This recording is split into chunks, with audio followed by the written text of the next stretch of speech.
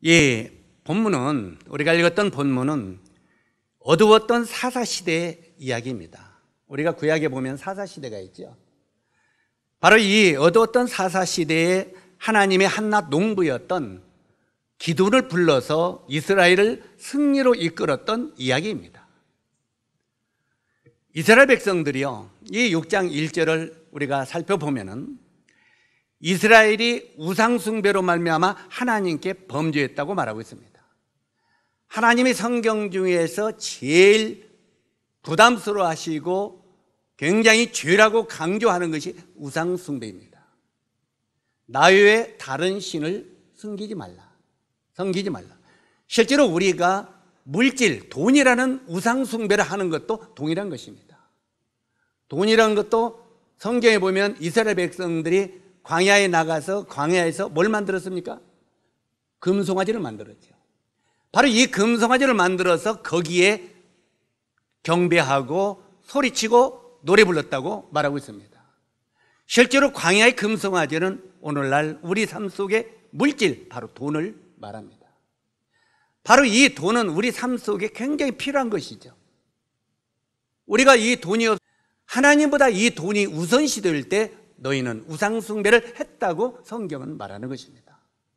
내가 돈을 벌기 위해서 돈에 빠져서 하나님께 예배를 패한다지 하는 것은 바로 우상숭배라고 성경은 말합니다. 그래서 항상 우리가 먼저 그 나라와 그 의를 구하는 것은 굉장히 중요한 그리스도인의 본분입니다.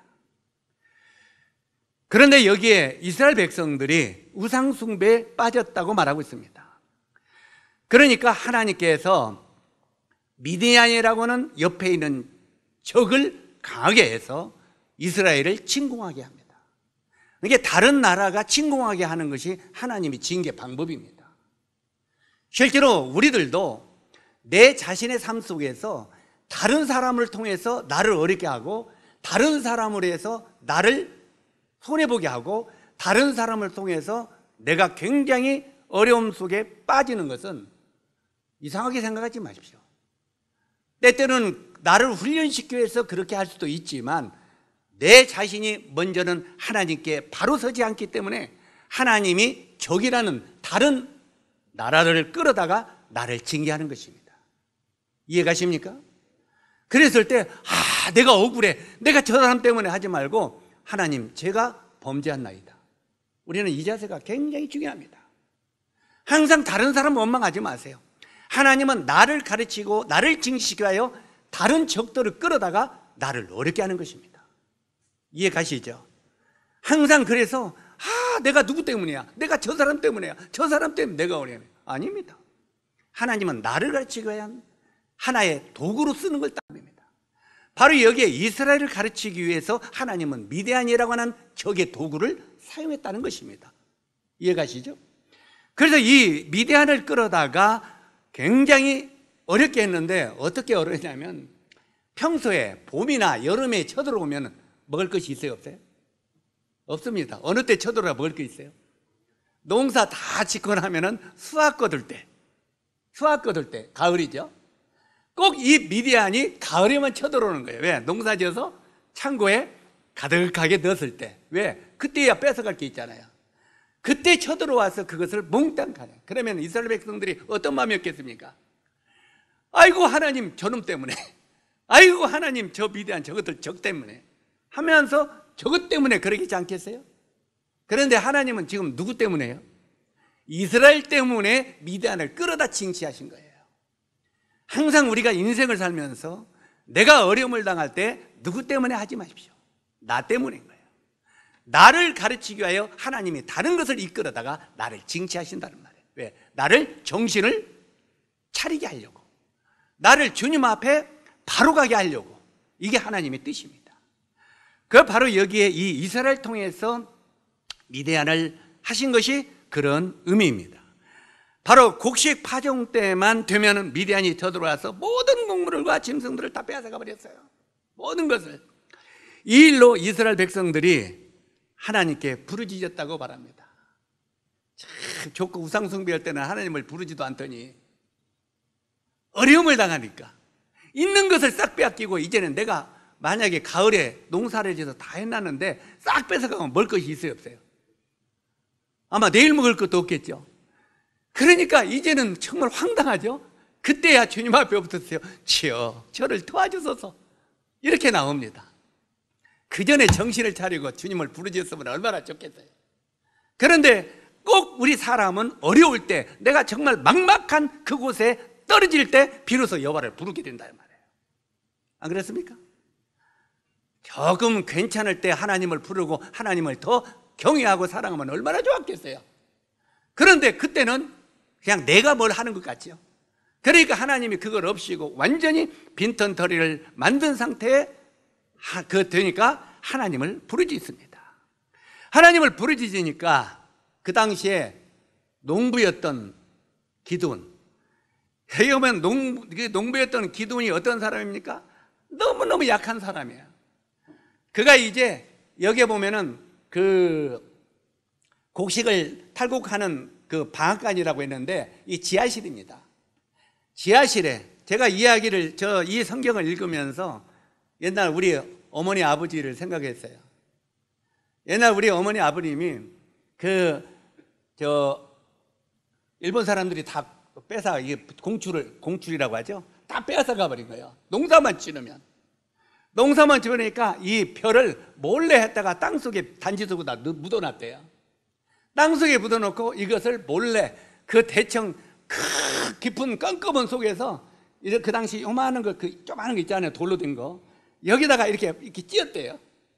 찧어가지고 이렇게 불어가지고 현미죠. 그거 만들어서 밥을 해 먹었대요. 왜? 안 뺏기려고 숨어서. 그래서 이 성경을 보면 바로 그때 어머님이 이야기하던 생각이 떠오르더라고요.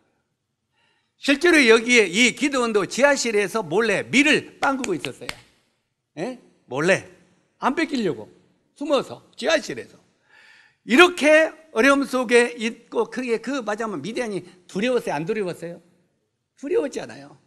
이렇게 두려웠던 미디안에게, 기드온에게 하나님이 나타났어요. 근데 이제 하나님이 이스라엘 백성들이 회개하면서 부르짖으니까, 항상 여기 볼 때 하나님은 정말로 회개하고 부르짖으면 응답하신다는 거예요. 이게 놀랍지 않아요? 정말 자기 자신의 본분을 깨닫고 우리가 왜 우상 숭배를 했던가를 깨닫고 주님 앞에 부르짖을 때 하나님이 그 부르짖음을 들으시고 한낱 농부였던 기드온을 부르십니다. 기드온을 부르시는데 6장 11절에서 12절을 보면은 두려워서 몰래 밀을 지하실에서 빵꾸고 있는 이 기드온을 부를 때 뭐라고 불렀습니까? 하나님이 기드온에게 찾아오십니다. 하나님이 기드온에게 찾아와서 여기에 말씀해 보니까 큰 용사여 이렇게 부릅니다. 한번 따라서 하세요. 큰 용사여. 지금 기드온이 뭐 하고 있어요? 두려워서 지하실에서 몰래 밀을 찍고 있어요. 몰래. 무서워서 두려워서 떠는 기드온에게 하나님이 찾아와서 하시는 말씀은 큰 용사여 부릅니다. 참, 어떻게 보면 한심하죠. 두려워서는 이 기드온에게 큰 용사여 이렇게 불렀습니다. 우리가 11장을 보면 이 사사기가 굉장히 좋아요. 저는 사사기를 굉장히 좋아하는 책 중에 하나입니다. 왜냐하면 설교의 제목들, 또 제가 깨달을 것들이 굉장히 많은 게 사사기입니다. 그래서 사사기 11장을 보면 입다가 나오죠. 입다는 서자였죠. 서자였고 사람들에게 따돌림을 받는 사람이었어요. 아들 취급도 못 받고 따돌림을 받는 서자예요. 우리나라 옛날에 서자들이 정말 불쌍한 것처럼 이 이스라엘도 서자들이 굉장히 따돌림을 받던 시대였어요. 그런 서자였던 입다를 부를 때도, 또한 여호수아를 부를 때도 주님은 뭐라고 불렀냐면 용사여 하고 부릅니다. 자, 하나님이 어느 날 우리 기영이 형제를 찾아왔어요. 용사여 이렇게 부르면 뭐라고 하겠습니까? 우리 어느 날 상일 형제를 찾아와서 하나님이 아주 큰 용사여 부르면 뭐라고 하겠습니까? 주님 지금 뭐라고 하십니까? 내가 용사라니요? 내 믿음 하나 지키기도 힘들고 나도 정말 주님 앞에 은혜를 입기도 바빠 죽고는 이렇게 연약한 자를 용사라니요? 그러지 않겠습니까? 바로 여기 기드온이 아이고 주님 저를 용사라니요 이렇게 말할 겁니다. 만약 주님이 여러분을 용사라고 부르신다면 여러분은 어떻게 반응하겠냐 그 말이에요. 깊이 생각해 보세요. 저도 옛날에 젊은 청년 때 구원받고 어느 날 말씀을 읽는데 이 기드온에게 찾아오신 하나님이 저에게 찾아와서 이 말씀을 주시더라고요. 용사야. 하나님, 제가 뭔 용사입니까? 싸움질이나 하던 내가요. 내가 너와 함께하면 너는 용사가 된다. 이게 굉장히 중요한 말입니다. 그냥 용사로 간 게 아니라 내가 너와 함께하면 너는 용사가 된다 이 말입니다. 아멘. 항상 우리가 주 안에서 그분 안에서 하는 삶이 귀중하다는 말이 그 말입니다. 나 혼자는 용사가 결코 될 수 없는 것입니다. 내가 아무리 똑똑하고 내가 잘난 체 해도 내가 용사 될 수 없어요. 하나님이 나와 함께 하시면 우리는 용사가 될 수 있다고 하는 것을 성경은 우리들에게 가르치고 있습니다. 여기에 지금 이제 기드온은 6장 15절에 보니까 기드온이 이렇게 고백을 합니다. 주여, 우리 집안은 므낫세 지파지요. 므낫세 지파 중에서 제일 약합니다. 므낫세 지파가 모든 지파 중에 제일 약합니다. 그리고 또 뭐라고 합니까? 므낫세 중에 제일 약하고 아비 집에서는 제가 제일 약합니다. 우리 아버지의 아들 중에서는 제가 제일 약한 아들입니다 이 말이에요. 그죠? 아버지 집에서는 제가 가장 약합니다. 그러니 제가 용사라뇨. 저는 용사감이 되지 못합니다. 이렇게 말합니다. 지하실에서 밀타자가는 자신의 연약함을 실토하는 기드온에게 하나님은 시험을 하십니다. 자, 기드온이 자기가 연약한 자라고 말하죠. 그런 연약한 자에게 하나님은 뭘 시험하느냐면 정말 저가 연약하지 않고 이건 두째 문제치고 저가 진짜 믿음이 있는가 없는가를 시험하시는 겁니다. 하나님은 우리 형제 자매님들을 부르실 때 여러분이 정말 약하고 안 약하고가 중요한 게 아니라 정말 믿음이 있는 사람인가 없는 사람인가를 봅니다. 요즘에 코로나로 말미암아 정말 성도들의 믿음이 딱 쪼개지는 걸 보게 됩니다. 저는 이 코로나로 말미암아 제가 이런 소리 하면 이상하게 생각할지 모르지만 A, B, C, D 등급이 쫙 나뉘더라고요. 아, 신앙의 등급은 이런 어려울 때 나타나는구나. 아직도 C, D 저쪽 등에 하는 사람은 우리 나라 벼 공판할 때 등의 품종 있어요 없어요? 등에는 잘 가져가지도 않아요. 등에는 공판을 안 받아줘요. 등의 품종이 있어요 없어요? 때때는 모임할 때도 등에도 있더라 이 말이에요. 등에 지금까지도 등에 되는 분들이 있어. 벌써 1년이 넘어가는데 지금까지도 등에 정말 성도인지 아닌지 구원받았다고 말하면서 코로나가 1년 반이 넘어가는데 지금까지도 얼굴을 들이지 않는데 이건 등품 아닙니까? 그 사람이 정말 구원받았다고 말할 수 있겠습니까? 아니요. 나중에 주님 나라에 불러볼 때 그 사람은 아니었구나 하는 것을 알 수 있어요. 여러분들도 등의 품종이 될 수 있어요. 실제로 여기에 등의 품종이 떼뜨릴 때는 하나님의 앞만 불러도 건부정이는 와요 안 와요? 불러져 나가는 거예요. 건부정은 실제로 여기에 볼 때 이 지하실에서 밀타하는 자신 그 연약함을 실토하는 기도에게도 하나님이 시험을 하는데 주님이 사용할 수 있는 일꾼이 될 수 있는지 시험을 하는데 뭔 시험을 하냐면 그 당시에는요 우상 숭배가 관영했다고 했죠. 그러니까 집집마다 우상단지를 만들어 놓은 거예요. 집집마다. 일본에 가보면 집집마다 우상단지가 있어요. 그리고 나올 때 들어올 때 필리핀, 캄보디아, 베트남도 다 있어요. 문 앞에마다 우상이 있어서 들어갈 때 나갈 때. 왜 기도해요? 우리 집에 나에게 복 주세요. 거기 이렇게 그 우상단지 하나 만들어놓고 거기다 물 씻기면서 거기다 복돌래. 딱 때리면 모가지 떨어져서 깨질 거 거기다가. 성경에 그런 거 있어요 없어요? 예? 너희가 그 우상단지에게 말해봐라 그가 듣는가 그가 귀 있어서 듣는지. 그런데 거기다 대고 복돌라고 기도하는 거예요. 실제로 이 집집마다 그 당시 우상 숭배하는 우상단지가 있었단 말이에요. 집집마다. 그런데 이 기드온에게 하나님이 뭐라고 말합니까? 기드온아 너희 집에는 우상단지부터 타파라. 때리 부시고 와라. 이게 시험입니다. 너희 집에서 섬기고 있는 우상단지를 타파라. 깨뜨려 버리고 오라. 그러니도 나는 우리 집안에서 제일 연약한 자입니다 하는 기드온이 자기 집에서 섬기는 아버지 할아버지가 다 섬기는 우상단지를 깨뜨리라고 없애버리고 오라고 하니 두려워 안 떨더래요. 두려워 안 두렵겠어요? 두렵겠죠. 그런데도 이 기드온은요, 그런 어렵고 연약한 중에 있으면서도 하나님의 말씀에 순종하고자 하는 마음이 있었다는 게 중요합니다. 아멘. 정말 이런 어려운 가운데서, 연약한 가운데서도 하나님의 말씀에 순종하고 싶은 마음이 있었는 거예요. 그래서 낮에는 만약에 우상단지를 깨뜨리러 갔다가는 맞아 죽죠. 그래 안 그래요? 그러니까 밤중에 그것도 자기 식설들 몇 명, 야 친구야 나 혼자 두려워서 못 가겠다, 함께 가자. 그럼 그래. 그러고 몇 명이 식설 들어오고 밤중에 몰래 들어가서 자기 집 이렇게 문 앞에 만들어 놓은 우상단지를 전부 훔쳐왔어요. 무서워서 밤중에 훔쳐와가지고 바깥에서 박살을 깨버렸어. 박살을 깨고 이제 여전히 도망갔어요. 자, 여기에 보면은 6장 20절에 25절에 보니까 연약하고 두렵지만 기도는 하나님의 말씀에 순종을 했다고 하는 것이 중요합니다. 사랑하는 형제자매 여러분, 여러분이 상황이 어떻고 환경이 어떻든 간에 여러분이 하나님의 말씀에 순종하고자 하는 믿음이 있고 그 말씀에 순종하는 사람이 될 때 하나님은 여러분을 용사로 부르신다 그 말입니다.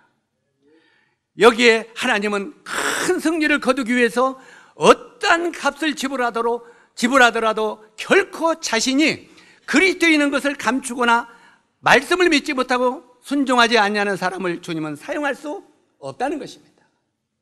사랑하는 형제자매 여러분, 이건 굉장히 중요합니다. 여러분이 여러분의 직장에서, 여러분 동네에서 여러분이 하나님을 믿는 그리스도인인 것을 사람들이 알고 있습니까? 이건 굉장히 중요합니다.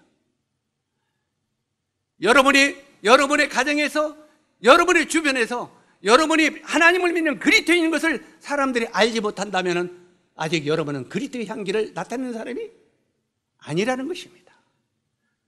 또 저기 서울역에서 하는 사람들 같이 미친 그리스도인을 나타내는 소리 말아요. 그거 이야기하는 거예요. 예수 믿고 천당 불신지요? 이거 말고.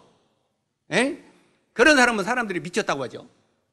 그런데 그것마저도 그 사람들은 용기가 있는 거예요. 그래 안 그래요? 그 사람들은 이렇게 예수 천당 불신지옥 하는 사람들, 거기 역전 앞에서 그렇게 하는 용기가 있는데 여러분은 가정에서 내가 예수 그리스도를 믿는 그리스도인이라고 증거할 수 없습니까? 그것도 하나도 못한다면 어떻게 우리가 그리스도인이라고 말할 수 있겠느냐 그 말이에요. 여기에 다시 반복해서 말씀합니다만 내가 그리스도인인 것을 감추거나 그것을 드러내지 아니한 사람은 하나님이 우리를 사용할 수 없다고 하는 것입니다. 7장 2절로 7절을 보시면 읽지는 않았습니다만 먼저 기도원을 쫓는 보면 백성들이 나옵니다. 하나님이 이제 그런 기도원을 불러서 기도원아 내가 너를 쓸 테니까 너는 이제 기도원에 사람들을 모으라 그랬어요. 각 지파에서 이렇게 사람들을 모아라. 미단에서 이렇게 미디안과 전쟁할 사람들을 모아라. 그러니까 그것을 이제 기도원이 말을 합니다. 선포를 하죠. 맞으면 원래 지금 같으면 몰래 이렇게 공문을 보냈다 이 말입니다. 자, 그러니까 기도원이 그 공문이니까 그 미디안에게 막 쪼들리고 양식을 빼앗기는 사람들이 마음속에 불만이 있겠어요, 없겠어요? 어떻게 하면 미디안하고 싸울까, 이길까 이런 마음이 있는 사람들이 모아지는데 기도원의 그 초청장을 듣고 모인 사람이 32,000명이었다고 기록하고 있습니다. 그 당시 이스라엘에서 32,000명. 자, 이러면 대군이 됐죠? 대군이 됐습니다. 그러니까 아마 기도원이 그 한낱 농부에 불과한 기도원이 32,000명이 딱 모이니까 이제 자기도 장군이 좀 된 것 같은 느낌을 받았을 것입니다. 32,000명 정도 되면 이제 내가 전쟁을 치를 수 있겠구나. 그런데 하나님이 기도원에게 뭐라고 말합니까? 기도원아, 여호와께서 말씀하시되 너무 많다. 뭐라고요? 너무 많다. 만약에 이 32,000명을 데리고 네가 가서 미디안을 쳐서 공략해서 이기면은 내가 했다고 할까 두렵다 이 말이에요. 항상 이거는 우리가 그리스도인들은 신앙생활할 때 배워야 될 핵심입니다. 어떤 일을 할 때 내가 뭔가 된 것 같으면 내가 했다고 하는 것이 항상 우리 마음에 도사리고 있습니다. 저는 주님의 일을 하다 보면 이것이 항상 제 마음에 도사리고 있는 걸 경험합니다. 만약에 3만 2천 명을 데리고 네가 전쟁을 치러서 이기면 우리가 했다, 내가 했다고 할 것이다. 그러니 너무나 많다. 그러면 어떻게 합니까? 그들을 길르앗으로 데려가라 이렇게 말합니다. 길르앗으로. 길르앗이라는 말은 훈련장이라는 뜻입니다. 다시 말해서 그들을 훈련장으로 데려가라 이 말이에요. 훈련장으로. 우리가요, 이 말씀을 볼 때 항상 유격 훈련을 시킬 때 실제로 이제 그 군인들의 좀 그 각 부대에서 이 파병 이렇게 선별된 사람들을 모집합니다. 모집하면 그들을 그냥 훈련시켜서 바로 적군에 투입하는 게 아닙니다. 이들을 굉장히 강한 훈련을 시킵니다. 훈련을 시켜가지고 거기서 낙오자들은 다 떨어내고 걸르고서 최정의 멤버를 선출합니다. 바로 그것처럼 여기에 지금 그 말입니다. 그들을 훈련장 길르앗으로 데리고 가라. 그리고 두려워서 떠는 자는 간추려서 돌려보내라 이렇게 말합니다. 3만 2천 명을 데려가서 훈련장에서 맹훈련을 시켜라 이 말이에요. 맹훈련을 시키는데 거기서 두려워서 떠는 사람들은 골라내라 이 말이에요. 자, 어떤 때 유격훈련을 가르치다 보면요, 거기서 어떻게든지 빠지려고, 특히 장교들이 더 빠져나려고 그래요. 장교들이 나중에는 이 커미션을 주면서 자꾸 빼달라고 그래요. 그래서 이상하니 저는 그 당시에 그 장교들은 더 안 빼줬어요. 우리보다 높은 사람이니까 더 훈련을 시켜서 빠지는 거죠. 실제로 이렇게 수없이 많은 사람들이 빼달라고 그래요. 그러니까 훈련장을 훈련받지 않으려고 빠져나가려고 하는 사람들은 장교 자격이 있어요? 리더 자격이 있어요? 없지요. 그래서 여기서 실제로 두려워 떠는 자들은 간추려서 돌려보내라. 그 말은 우리들에게 영적인 교훈이 뭐이겠습니까? 충성되고 은혜 속에 강한 자들을 선택하라 이 말입니다. 하나님의 교회 일꾼들도, 주님을 위한 일꾼들도 아무라도 사용하는 것이 아니라 이 말입니다. 예, 성경에 보면 은혜 속에 강한 자, 우리가 디모데후서 1장 2장을 보면은 은혜 속에 강한 자, 이게 뭔 말입니까?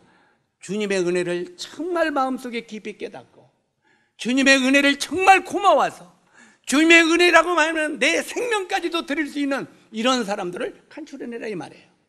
은혜 속에 강한 자, 그 다음에 충성된 자, 은혜 속에 강한 자를 선택하라고 하는 의미입니다. 우리가 조금 어려움이 있다고 그냥 모임을 빠지고 어려움이 있다고 뭐 봉사에 빠지고 그런 사람을 절대 데리고 일할 수 없다고 말해요. 정말 충성되고 어려움 속에서도 끝까지 주를 위하여 삶을 드리겠다는 마음을 가진 사람들을 간추려내라 이렇게 말합니다. 그러면서 여기에 보니까 거기에서 선택하라는 뜻인데 그 길르앗에서 돌아간 자가 2만 2천 명이었더라 그랬습니다. 훈련을 받다가 아이고 이거 힘들어서 못 오겠다고 떠난 자가 몇 명이요? 2만 2천 명. 그리고 몇 명 남았어요? 3만 2천 명에서 10,000명 남았어. 10,000명.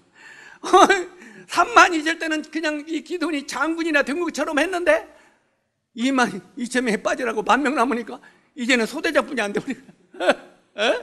소대장뿐이 안 되고 아이고 하나님 너무 작은데요. 이거 어떻게 해요? 그런데 하나님이 기돈에게 뭐라고 했습니까? 기돈아 10,000명도 너무 많다. 예? 10,000명도 너무 많다. 그러면서 이 10,000명을 물가로 데려가라 이렇게 말합니다. 물가로. 이게 그리스도인들의 정말 정예군인을 뽑는 장면입니다. 실제로 여기에 물가로 데려가라. 물가로 데려가라. 훈련장에서 물가로 데려가라고 말합니다. 자, 한번 생각해 보세요. 그 현장을 한번 생각해 봅시다. 지금 훈련장에서 그냥 막 뛰어지고 엎어지고 막 달리고 매달리고 하면서 막 훈련을 받다 보니까 막 목이 타요, 안 타요? 목이 너무너무 타겠죠. 예? 그냥 막 물 차려야 되는. 왜? 목이 타고 막 훈련에 막 힘이 지쳐서. 그러니까 이렇게 힘들어하는 사람들을 물가로 바로 데려가라. 물가로 데려가서 자세히 살펴라. 어떻게 해요? 그러니까 여기에 그렇게 하나님이 기도에게 말합니다. 개같이 무릎을 꿇고 납작 엎드려서 물을 핥던 자는 뽑아내라.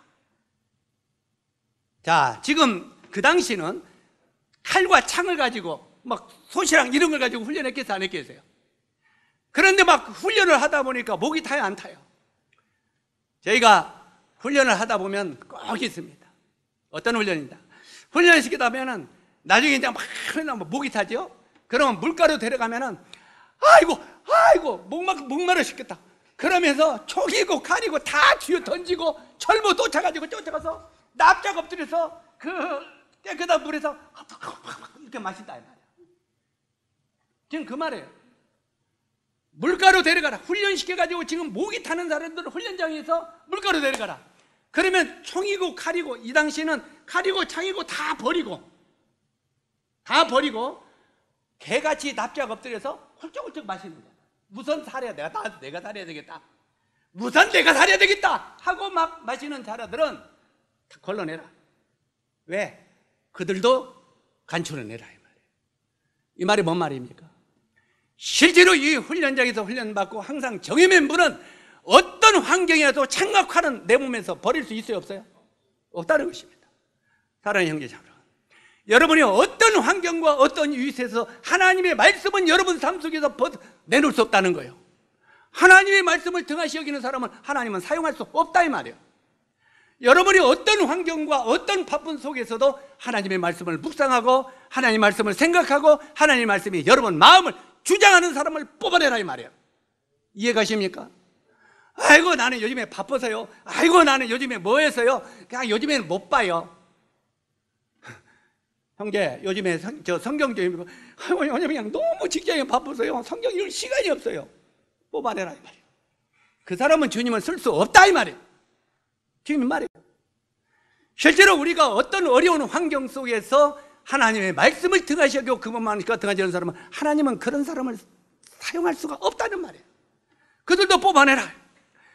실제로 한 손으로, 그러면 어떤 자를 남겨놓냐, 딱 창과 칼을 들고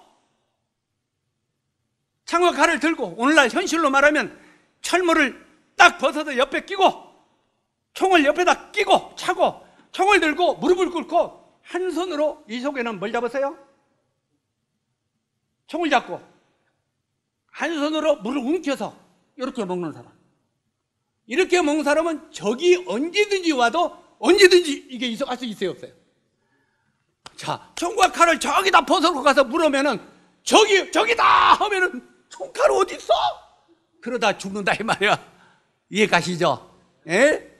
총칼 찾다가 죽는 그 사람은 장군으로 쓸 수 없다 이 말이야. 용장으로. 그래서 실제로 총과 칼을 항상 가까이 있는. 그래서 우리가 성경을 보면은 구약에 성전을 질 때 하나님께서 뭐라고 했습니까? 성전을 질 때 한 손에 병기를 잡고 한 손에 연장을 잡은 자들을 선택하라 이렇게 말하고 있어요. 그래 안 그래요? 성경 안 읽어봤어요? 성전 지을 때 한 손에 뭘 잡고?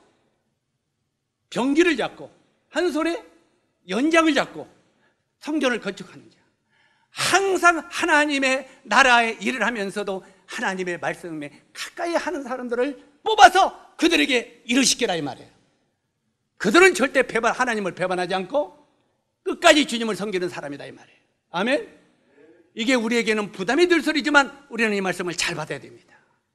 여기 지금 바로 이 기드온에게 그렇게 말합니다. 이 한 손으로 움켜서 이 물을 마시는 자들, 이런 자들을 뽑으라. 주님은 언제든지 바쁜 중에도 말씀과 기도에 접해 있고 주님의 일에 헌신이 드려지며 영적으로 무장되어 있는 성도들을 사용하신다고 하는 의미를 받게 되길 바랍니다. 그 다음에 7장 13절로 23절까지 보면은 하나님은 농부인 기드온과 그 다음에 거기서 손을 움켜쥐고 자부들 남은 자들을 씌어봐라 했더니 300명이 10,000명에서 몇 명이 없어졌어요? 9,700명이 없어져 버렸어요. 300명 데리고 이제 미디안과 싸우라고 하니 기드온이 힘이 생기겠어요, 안 생기겠어요? 기드온은 이제 힘이 떨어지겠죠? 주님 어떻게 해요? 이제 300명뿐이 안 남았네요. 그들을 데리고 미디안을 치라 했어요. 그래야 네가 뭐라고 했냐, 하나님이 우리를 도우셨다 하지 않겠느냐 이 말이에요. 아멘. 그래야 하나님이 우리를 도우셨다, 모든 삶의 영광을 그분께 돌리지 않겠느냐 이 말이에요. 그래서 우리 형제 자매님들의 삶 속에서 구원받은 그리스도인들에게 하나님이 원하시는 최고의 것은 하나님을 내 삶의 최우선으로 두는 삶입니다. 그분이 나의 왕이 되시고, 그분이 나의 주님이 되시고, 그분이 나의 주권자가 되어서 나의 삶을 이끌어가는 분으로 사는 사람들을 하나님은 들어서 사용하신다는 말입니다. 이걸 깊이 생각하시기 바랍니다. 바로 이 300명으로 이제는 승리를 위하여 이제 싸움을 시작하라. 근데 300명도 또 할 일이 있다. 예? 이렇게 해서 간추린 정예군인을 가지고 또 할 일이 있다고요? 그래, 또 할 일이 있다. 뭐예요? 7장 6절에 보니까 그 300명에게 나팔을 준비하게 하라. 뭘 준비해요? 나팔을 준비하게 하라 그랬습니다. 그리스도인은 명확한 나팔을 준비해야 됩니다. 이 말은 복음을 대충 알아서는 안 된다는 말입니다. 여러분이 정말 복음을 믿고 구원받았습니까? 복음을 대충 하는 건 아닙니까? 다른 사람에게 내가 믿는 복음을 분명하게 전할 수 있는 믿음이 있습니까? 정말 우리 마음속에 이 복음에 대한 확신이 있는 자를 선택하라 이 말이에요. 복음에 대한 확신이 있는 자를 선택해서 사람들에게 내가 가지고 있는 복음을 정확하게 전달해 줄 수 있는 무기를 가지고 있어라 그 말이에요. 우리는 그냥 예수 믿기만 하면 돼야. 어떻게 믿어야 돼? 그냥 믿어. 덮어놓고 믿어. 오늘날 교인들이 대부분 뭐라고 그래요? 예수를 어떻게 믿어야 돼? 덮어놓고 믿어. 열어놓고 보기도 힘든데, 열어놓고 믿기도 힘든데 덮어놓고 믿으면 믿음이 와요? 아니죠. 왜 덮어놓고 믿어라. 실제로 우리가 복음은 분명한 나팔이 있어야 된다. 내가 믿고 있는 복음을 분명히 다른 사람들에게 전할 수 있는 것이 되어야 된다 이 말이에요. 나 자신이 믿고 있는 복음에 확신이 없을 때 어떻게 다른 사람에게 전달할 수 있겠느냐 그 말이에요. 여러분 정말 예수 그리스도를 믿고 오늘 죽어도 주님 나라를 확신이 있습니까? 혹시 마음 가운데 내가 진짜 하나를 갈 수 있을까? 이런 의심이 없습니까? 정말 여러분이 하나님의 말씀을 확실하게 마음속에 믿는다면 이런 확신 속에 산다 이 말이에요. 그래서 이런 확실한 나팔을 준비해야 된다. 베드로전서 3장 15절에 보니까 너희 속에 있는 소망에 관한 이유를 묻는 자들에게 대답할 것을 항상 예비하되 이렇게 말합니다. 뭐라고요? 너희 속에 있는 소망에 관한 이유를 묻는 자들에게 너 하늘나라 갈 수 있어? 예. 어떻게 갈 수 있는데? 이렇게 해요. 확실한 소망에 관한 이유를 묻는 자들에게 대답할 것을 항상 예비하라고 말합니다. 두 번째, 뭘 준비하라고 했습니까? 비낭아리를 준비하라. 자, 첫 번째가 뭐라고요? 나팔을 준비하라. 두 번째가 항아리가 비낭아리를 준비하라. 비낭아리에는 횃불이 들어있습니다. 횃불이 들어있는데 아직 불이 안 켜져 있어요. 바로 이 횃불이 이제 켜라. 이 항아리 속에 횃불을 보면 바깥으로 빛이 나가요? 안 나가요? 안 나갑니다. 비낭아리 속에 횃불을 준비해라. 이렇게 말합니다. 실제로 이 항아리는 깨져야 속에 있는 불빛이 나갑니다. 항아리가 깨지지 않으면 불빛은 바깥으로 나가지 않습니다. 우리가 성경을 읽다 보면 옷값이 깨뜨려져야 온 집에 향기가 가득했다고 말하고 있죠. 그 다음에 그리스도인들은 물질, 시간, 마음이 주를 향해 깨뜨려져야 됩니다. 사랑하는 형제 자매 여러분, 여러분의 정말 구원받은 그리스도인입니까? 내가 정말 구원받은 그리스도인이라면 물질, 시간, 마음이 주를 향하여 깨뜨려져야 주님이 우리를 사용할 수 있다는 것입니다. 마태복음 5장 13절로 16절에 보니까 너희는 세상의 소금이라고 말합니다. 그리고 너희는 세상의 빛이라고 말합니다. 소금이나 빛은 자신을 녹일 때 맛을 내고 빛을 냅니다. 바로 여기에 이 지금 전기가 있는데 이 전기가 우리들에게 빛을 내기 위해서는 지금 뭐가 녹고 있습니까? 전기 저 원래 발전소에서 에너지가 녹고 있습니다. 맞습니까? 에너지가 자신을 녹일 때 우리들에게 빛을 보여주는 것입니다. 촛불을 켜보세요.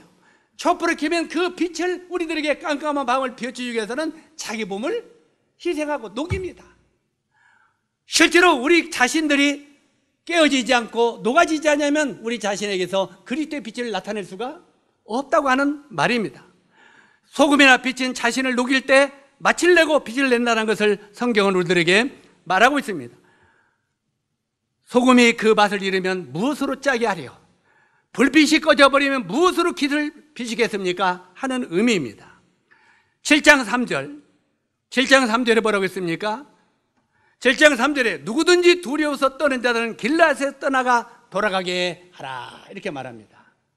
누구든지 두려워서 떠는 자들은 길앗에서, 훈련장에서 어디로? 집으로 돌아가게 하라. 그냥 집에 돌아가서 쉬어라. 너희들 데리고는 일 싸움 못 온다, 이 말이에요. 집으로 돌아가게 하라. 주와 주님과 함께하는 삶이 무익하다고 생각하며 하나님 나라가 세상 것보다 별것 아니라고 생각한다면 누가 우리를 신뢰할 수 있겠느냐, 그 말이에요. 여러분이 정말 하늘나라 가치에 대해서 얼마나 알고 있습니까? 하늘나라 가치가 정말 내 삶의 생명보다 더 귀한 것이라고 내가 믿지 않는다면 어떻게 사람들에게 하늘나라를 소개할 수 있겠느냐, 그 말이에요. 내가 세상의 모든 걸 버릴지라도 주님이 내 삶에 우뜸이 되기를 원하는 믿음이 있을 때 하나님이 우리를 사용하기를 원하십니다. 실제로 7장 5절을 다시 한번 보겠습니다. 개같이 앓는 사람은 따로 세우라. 개는 통한 것을 다시 먹습니다. 성경에 개나 돼지를 구원받은 사람은 봅니까? 아닙니다. 성경에 개나 돼지는 구원받지 아니하는 사람을 말합니다. 개는 뭘 팝니까? 개는 구원받았다고 말했지만 나중에 보니까 가짜를 개라고 말합니다. 왜요? 이 개는 토한 것을 도로 먹는다고 말합니다. 세상의 것을 토해내는데, 구원받고 토해내는데 살다 보니까 세상 것을 도로 먹는다, 이 말이에요. 그래서 이 개는 구원받았지만 아닌 가짜라 말합니다. 실제로 여기에 우리가 그냥 믿음은 은혜로 공짜로 거저받는다고 하니까 그냥 쉽게 나 구원받았어! 그러나 가짜가 많을 수 있습니다. 정말 구원받은 사람은 그 삶의 변화가 일어나게 돼 있어요. 실제로 여기에 그렇게 말합니다. 개같이 앓는 사람은 따로 세우라. 개는 토한 것을 다시 먹습니다. 세상과 더불어 살기를 원하는 사람도 하나님은 사용할 수 없다는 말입니다. 이제 형제 자매들이 가치관을 정립할 때인 것을 우리는 기억하시기 바랍니다. 우리가 가치관을 정립할 때가 지금 이때입니다. 가치관. 8장 1절을 보시기 바랍니다. 읽지는 마시고요. 여기에 8장 1절을 보니까 전쟁할 때는 강 건너 불구경하던 사람들이 있습니다. 그래, 안 그래요? 전쟁할 때는 강 건너 불구경하다가 이스라엘이 승리하니까 나를 안 불러주었다고 불만을 토하는 에브라임을 보십시오. 이 이스라엘이 함께 모여 전쟁을 할 때는 와서 좀 하자 부르는데도 안 오는 거예요. 김가화 형제 이번에 전도지 좀 뿌립시다. 형님 전도지 좀 뿌리고 이번에 이제 전도 집회로 해서 집회합시다. 다 부르면 안 되지. 이제 이렇게 하는데 어떤 사람은 좀 바쁘세요. 아니 저는 직장에 바쁘세요. 직장에 있으면 직장에서 뿌리면 되잖아요. 그래, 안 그래요? 실제로 어떤 사람이 이렇게 말해. 아이고 코로나가 심해서 그냥 사람들 5명 이상 모이지 말라고 하는데 집에 가서 자요. 뭐 예배 드리라고 와서. 입에도 그런 말을 뻗다가 하지 마요. 우리가 그 말을 지키지 말라는 말은 아닙니다. 근데 내가는 아무리 봐도 식사할 때 5명 이상 모이지 말라고 하더라고. 근데 우리는 거기서 10명 이상 밥 먹으러 항상 갔거든. 밥 먹으러 가니까 어떻게 상마다 4명씩 나눠. 다 앉을 수 있어요, 없어요?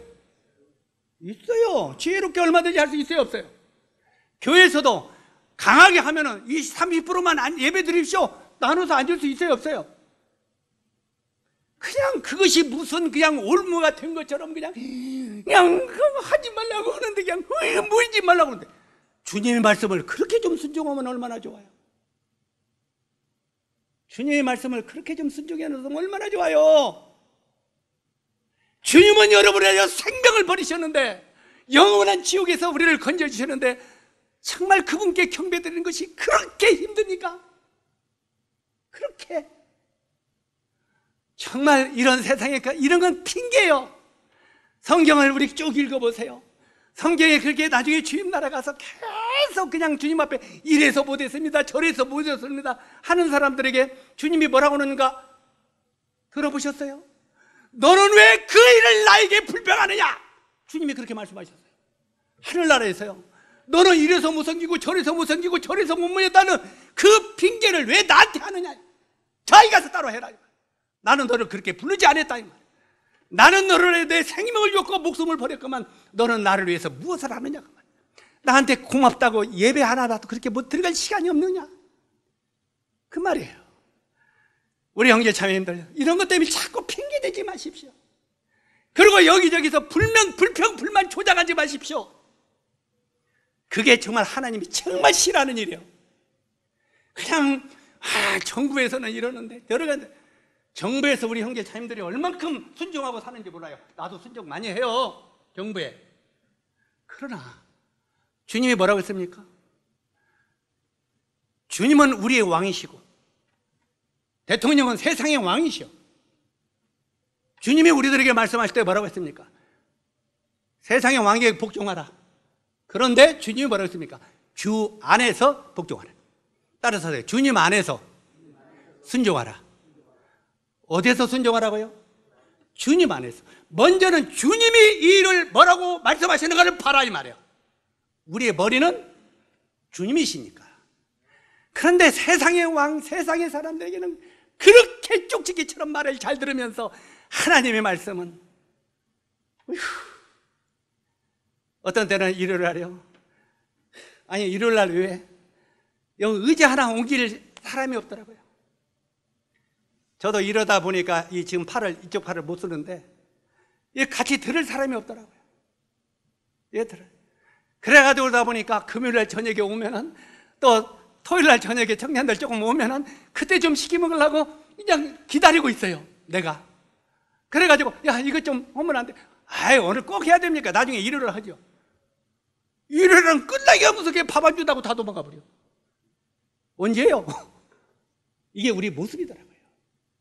그렇지 않습니까? 아니면 아니라고 하세요. 일하는 사람은요, 그냥 집회 있으면 그때 좀 모일 때 조금 이렇게 한 번에 그때 해보려고 하는데 꼭 지금 해야 됩니까? 에휴, 마음이 무너져요. 어떤 때는 내가 이 사람들을 데리고 주로 일을 할게 해야 되느냐, 이런 생각일 때도 있어요. 다 맡겨버릴까? 나를 원하는 대로 갈까? 별 생각이 다 있어요. 그 일요일날 합시다. 일요일날 밥 안 주니까 그냥 가야지. 누가 일 시킬까 봐 그냥 끝나던 꼴로 도망가 버려. 이게 우리의 모습이에요. 제가 좀 격했습니까? 격했는지 모르겠어요. 아무리 일요일 밥을 안 줘도 혹시 일주일 동안 요즘에 뭐 안 모이다 보니까 뭐 좀 교회 할 일은 없습니까? 이렇게 하고 가는 사람이 하나라도 있으면 여기에 나오는 300명이 청해용사가 안 되겠어요? 이런 때 좀 아멘 해야 되는데 하나도 없잖아.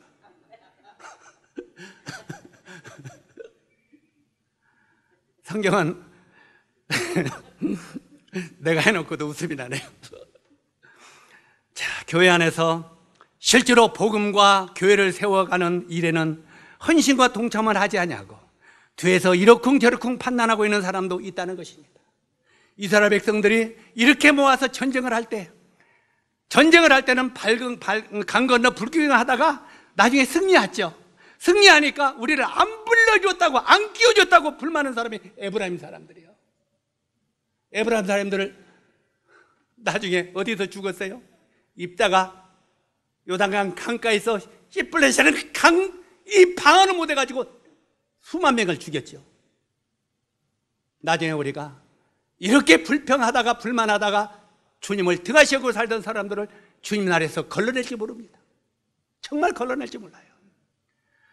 실제로 주님 오심 임박한 마지막 시대에 한낱 연약한 농부였던 기도원을 불러서 귀하게 사용한 것처럼 우리가 기도원처럼 연약할지라도 우리가 말씀에 순종하며 살면 안 좋겠습니까? 우리도 기도원처럼 연약할 수 있습니다. 그러나 주님의 말씀에는 순종하겠다는 믿음을 가십시오. 주님의 말씀에는 순종하면서 준비한다면 주님이 우리를 불러서 사용하실 것입니다. 에베소서 5장 16절에 보면은 사도 바울이 그렇게 말하고 있죠. 세월을 아끼라. 한번 따라서 하세요. 세월을 아끼라. 세월을 아끼라는 뜻이 무슨 뜻이라고 했죠? 기회를 사라. 너희들에게 찾아오는 기회를 놓치지 말라. 나에게 찾아오는 주님을 하여 섬길 수 있는 기회를 놓치지 말라 이 말이에요. 기회를 사라. 세월을 아끼라. 여러분 각자에게 찾아오는 기회를 놓치지 말라고 성경은 말합니다. 주님은 곧 오십니다.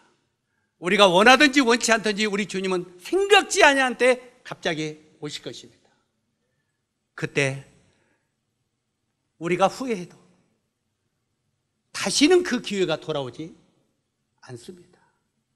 지금 우리에게 주어진 기회를 너희는 놓치지 말라 말합니다. 우리 형제 자매들이 이번 4월 10일 날 이 복음 집회를 위하여 우리가 최선을 다해서 협심하여 선을 이루는 기회가 되기를 바랍니다. 그래서 우리 주변에 아직 구원받지 못한 영혼들을 어떻게든지 와가지고요, 아유 코로나 때문에 안 간대요, 이 소리 안 했으면 좋겠어요. 왜? 다른 사람까지 김빼, 데리고 오는 사람까지 김빼, 불신되는 것을 자꾸 교회에다 이야기하지 마십시오. 그것은 여러분의 형편에 따라서 안 나오려고 하는 거야. 그래 안 그래요?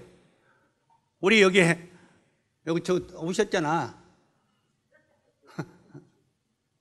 오실 분은 오시는 거야. 그래 안 그래요?